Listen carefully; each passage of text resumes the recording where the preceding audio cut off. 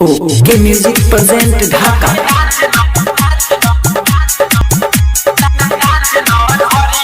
Music director Nitish राज।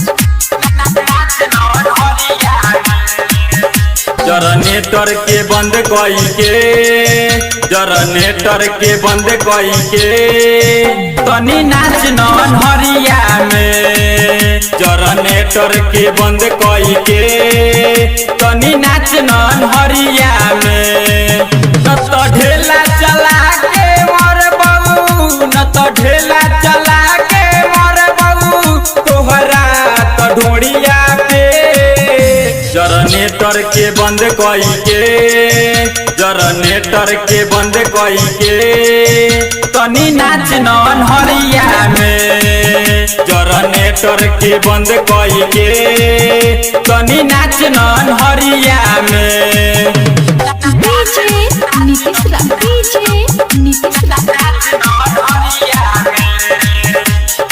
मंगुरा नवादा, मंगुरा नवादा। कहे साटा के पैसा बढ़वले बारू, अभी ले नई कमर हिलवले बारू। कहे साटा के पैसा बढ़वले बारू, अभी ले नई कमर हिलवले बारू। ई सटे जावा पदी कतना होई, ई सटे जावा पदी कतना होई। चल होने तू घरिया में। जनरेटर के बंद कई के, जनरेटर के बंद कई के तनी नाच नरिया में। जनरेटर के बंद कई के तनी नाच नरिया में। डीजे नीतीश राज, डीजे नीतीश राज।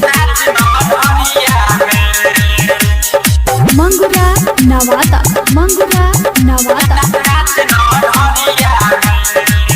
राइटर अंकित अकेला आइल बारे, राम बाबू पटेल पगलाइल बारे।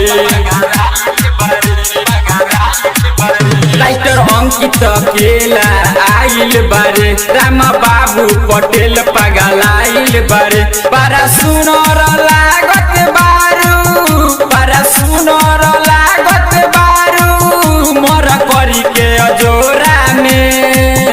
जनरेटर के बंद कई के, जनरेटर के बंद कई के तनी नाच नरिया में। जनरेटर के बंद कई के तनी नाच नरिया में। रिकॉर्डिंग स्टूडियो ओके म्यूजिक आजाद चौक ढाका।